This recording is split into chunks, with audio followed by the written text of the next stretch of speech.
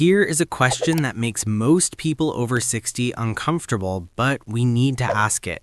If you tripped today, right now, would your body know how to save you?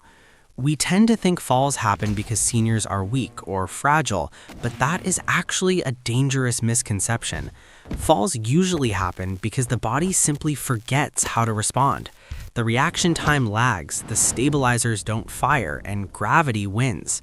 But today, I am going to show you 5 simple morning movements that retrain your balance, mobility, and reaction time before a fall ever happens, effectively oiling the hinges of your body so you can trust it again. We have to start by dismantling the biggest lie about aging joints, which is the well-meaning advice to take it easy when you feel stiffness.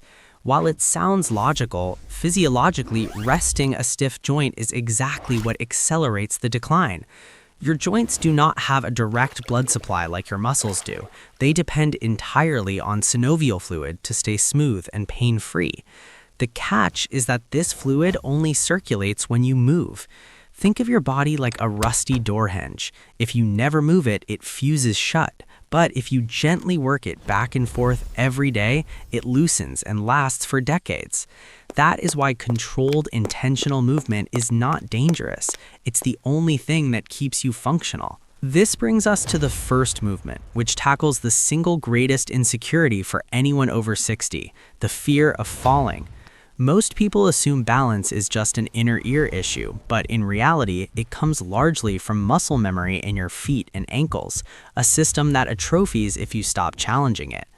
To fix this, we use the single-leg toothbrush stance.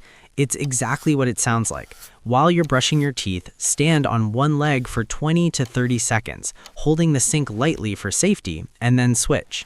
This forces the tiny stabilizer muscles in your ankles to wake up and fire.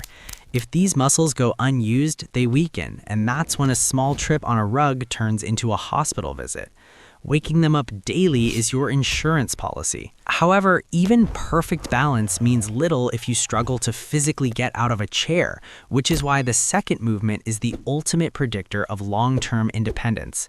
We call it the independent squat. It's technically a sit-to-stand movement, but the mindset is what matters.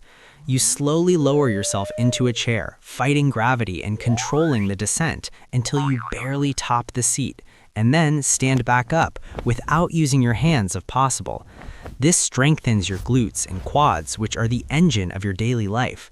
Please remember, knee pain usually comes not from squatting, but from collapsing into the chair with poor control.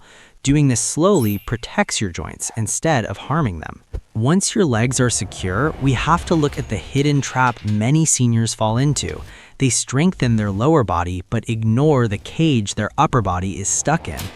As we age, the thoracic spine, your upper back, loses mobility, causing shoulders to roll forward and the head to drift out, which compresses your lungs and makes you look and feel older. The antidote is the wall angel. You stand with your back flat against a wall and slowly slide your arms upwards like goalposts, fighting to keep contact with the wall.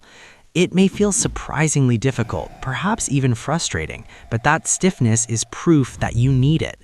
This movement opens the chest, improves your breathing capacity, and instantly helps you stand taller, signaling confidence to your brain.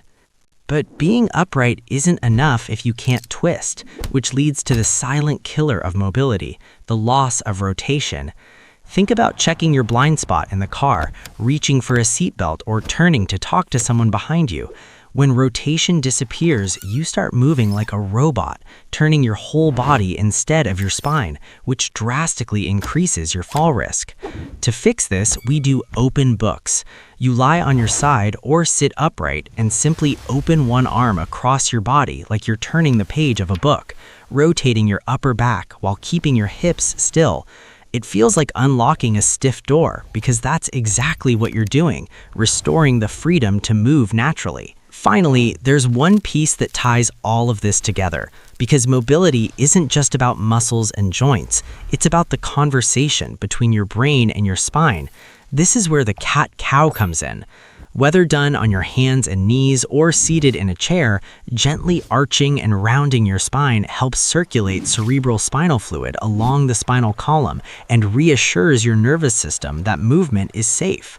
For many people, that morning stiffness isn't actually physical damage, it's hesitation from the brain, and this movement calms that alarm almost immediately. Ultimately, this isn't really about an exercise routine. It's about refusing to let your world get smaller.